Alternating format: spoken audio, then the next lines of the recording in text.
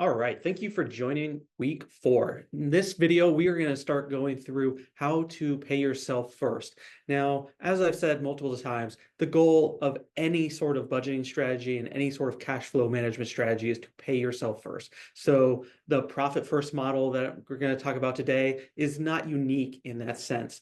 But because the profit first model has become so popular within the therapy space, I wanted to provide a quick sort of rundown of how to pay yourself under this dynamic. And so today we're going to go into that. We're going to talk about the percentages that you might be allocating for each level of your business and what this sort of looks like and how you actually manage this on a day-to-day basis. So hope you're interested. This is week 4 of the cash flow management course, and I can't wait to get started. Let's go. All right, here we go. So now we're going to dig into what exactly Profit First is and why it's become popular in the therapy space and how to do it yourself if this is something that you might be interested in employing. So here's what we'll talk about. We'll first talk about what it is, what the key principles are, why it's become so popular. We'll talk about how to separate the bank accounts to make sure that you're operating it effectively, especially as time goes on, because things can get wonky with the way fees come in, clients come in, all those sorts of things.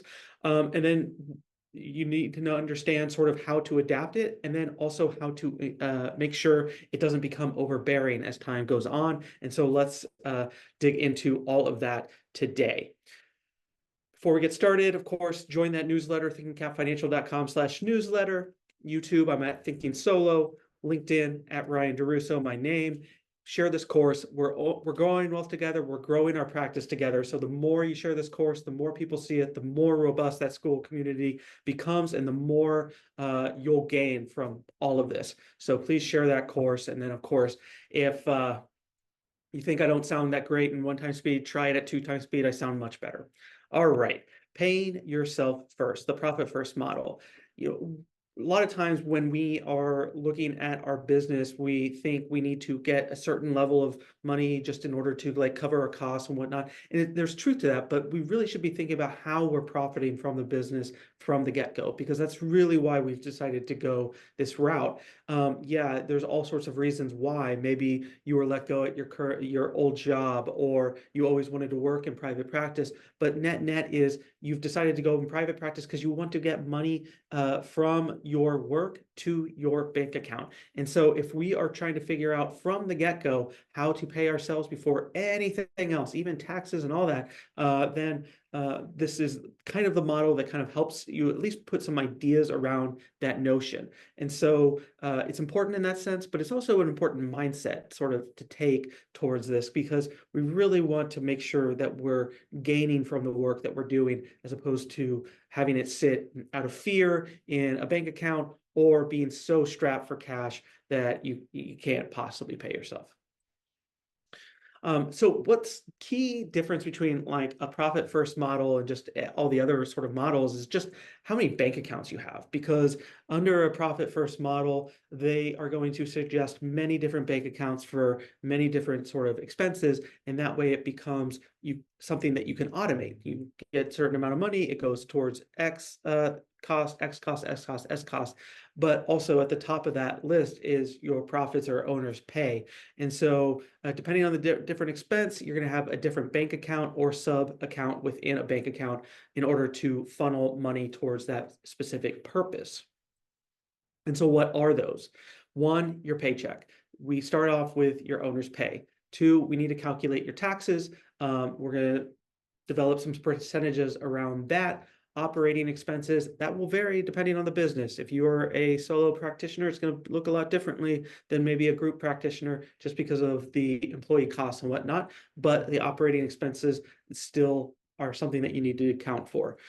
Savings and profits. Profits really at the top of that list as well. And savings is really dependent on sort of who you are and how you sort of allocate it, because savings may come from the business or it may come from the personal account. It just depends on how you are set up. But in order to do this, you need to understand your percentages. And the one reason I do like this model is because it requires an understanding of your business. It requires you to dig into the numbers and figure out sort of how much of the business is going to operating costs, how much is it going to taxes, how much is it going to you. And that way you're being very clear about the operations of the practice as a whole. And in doing so, you can make changes if needed. If you do this math and determine that 50% of your revenues and profits are going to operating costs, that's a problem, and maybe we need to reduce that, because it's going to be very difficult to find profits if you're spending so much more than you're making in the business. And so here's some common percentages that you may look for when you're sort of evaluating your QuickBooks or whatever you're using for accounting. And essentially what we're wanting to do is determine how much of those revenues is going to each sort of section. And so we would love to see 30 to 50%. It really depends on the person. It really depends on the business. So there's going to be a wide range here. But if, say, you're a breadwinner, you're on your own, you may have to take more from as an owner's draw at the beginning, because you're having to cover your entire family's costs. Maybe this is a secondary business to the family, and your partner makes a really good income, and you're not having to rely on your income for current expenses and whatnot. Well, you can maybe give it more time to build, take a little less owner's pay if needed, but you really need to kind of figure out what you need and what is required of you. And the same goes with taxes, because depending on where you are located and how what your family unit looks like and how you're structured as a business is really going to determine the taxes. And so we have to keep a wide range in terms of like just offering some sort of an idea of a percentage. But when you're evaluating your cost, what you can do is look at what you paid for taxes last year, put that towards current revenues this year. What's that percentage? Is it 20%? Is it 30%? Let's start allocating that amount for that. Operating expenses, again, 25 to 35 would be pretty solid. It just means you're not spending way more than you're getting back from the business. So if you can keep it in that 25 to 35% range, that's fantastic. It's more about, do you know what the percentage is, and is it too high or too low? And do we need to invest more in the business? That's a possibility, especially if it's not growing. But more likely, you may be overspending for certain things. And are there areas that's really not bringing any sort of value? We have profits at 5%. That's just a guess at first, because we're trying to figure out the owner's pay, the taxes, the operating expenses as well. But we want to see 5%. So if you can get 5% of profits after all of these things, you're doing great. And then savings really depends on the savings unit. If it's coming from a business through a business tool, you may want to allocate specific money for that. So all these would change around. Obviously, we're going to try and create this to equal 0 or 100% by the time everything's allocated. And so we can incorporate some more for savings. Hopefully it doesn't come from profits or owner's pay, but it's additional. But maybe it is at first, and that's just the requirement that you're in. Nonetheless, you can play with these percentages, and once you find sort of a flow that works for you, where every month you get your certain revenues, and now 5% goes to profits, 35% goes to owner's pay, 20% goes to taxes, 25%, I don't know if this is adding up to 100%, goes to operating expenses, and a little bit goes to savings. If that all equals 100%, I doubt it off the top of my head, but that's what we're trying to do. And then you can funnel the money to each account that covers said cost. What this does is it gives your revenues and really the fees that you're getting from clients marching orders. So every time you see a client, you know what percentage is going to each level. Now, it can become overbearing, because if you're having to do this all the time manually, that's a lot, especially with as many clients as you probably see. And if you're in a group practice, all the clients that others see. But if you can automate that process, then it becomes a little less so, and you have a clear understanding of where your money should be allocated within the business. And then it also gives you an opportunity to fix your percentages. So if you see some that are high or too low or whatnot, you can tweak it and tweak the business, and hopefully that's going to tweak it for the better. Again, automate this as soon as you can. So as soon as you have your percentages that you want to work with, start funneling it into each account, and then refine it. So are you finding that operating expenses aren't being covered on a monthly basis? Why is that? Do we need to change the percentages around? Then let's do that. But at least you're aware of why they're not working and how you can kind of fix them so they'll properly go to the account that it's needed. Now, what might go wrong when you're sort of using this model? One, if the profits aren't increasing, you need to look at why.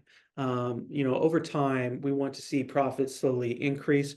And if you're only sticking to the 5%, and revenues aren't growing and your profits aren't growing, or the revenues are dropping, therefore you're getting less profits, why is that? We need to figure that out. What could happen is maybe you're unable to fund certain accounts to an extent that you actually need. Maybe operating expenses are actually at 30%, but you've been funneling 25%. And that's problematic because now you don't have the coverage in other areas. It's part of the reason why I still think you need an emergency fund within the business in order to make sure that you are protected in case some of these are slightly off, especially as you're putting this model to work. But if you get into a certain situation where you're unable to fund certain accounts, you really need to turn back and figure out what the proper percentages are, because of what's going on is you're not properly getting the percentages right as you've automated the flow into the different accounts. It can become complicated. Like even talking about it, it seems complicated, right? You have 5, 6 accounts where the money's flowing. And so if you have a $200 session, 5% is going to profits, 5% is going to owner's pay, X percent is going to, or 30% is going to owner's pay, some percent is going to operating expenses, et cetera, et cetera. It can become overwhelming, especially if you have a ton of clients and employees on top of that.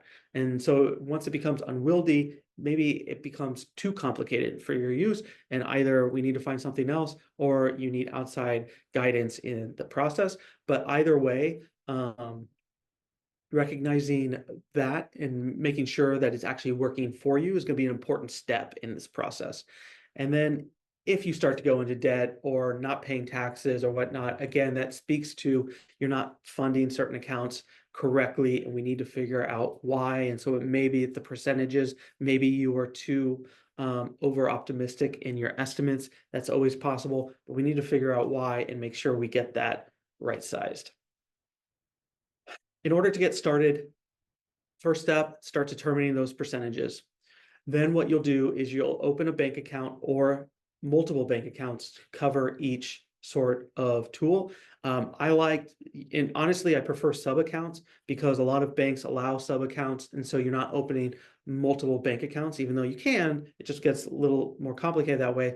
Where if we open sub accounts, we're just opening one bank account and then sub accounts for each, where everything's funneling and everything's being pulled out the same way, but it's all from one source, and except it's easily organized for you. And so I kind of prefer it that way, but that's not the reality of most banks. And so you have to kind of work within what bank you have or switch banks to one that works better for you. Do it manually first, just so you know you're covering everything. So when you first begin, actually move the money over to each sort of sub account or bank account. So you, one, see it in action, and then two, know that it's actually covering your credit card bill or employee costs or whatever. And then once you've seen it work for a month or two, then you can automate it. Then it can become second nature, but only do so once you know it's actually working for you. And that's really it. So when you get started on this, I'd love to hear your feedback in terms of how it's worked for you. Again, it's not something I always guide people to. It's only an as case needed. I know some people just praise this version. I think there's shortcomings and there's benefits as well. And we just need to figure out what is the right cash flow management system for you. And if this is what works for you, then absolutely embrace it, use it, and don't waver from it. And if, as long as you're doing that, then it should show profits and ensure that you are being paid correctly by the end of the year. So let me know how it goes as you're incorporating it. Let me know what you liked, what you disliked about it, if you try it out, and if you're going to keep on going. As always, join that newsletter, thinkingcapfinancial.com/newsletter. And then if this has helped you at all, you can go to that link for a testimonial. And in the next video for week 5, we're going to talk about emergency funds. I'll speak to you soon. Let's go.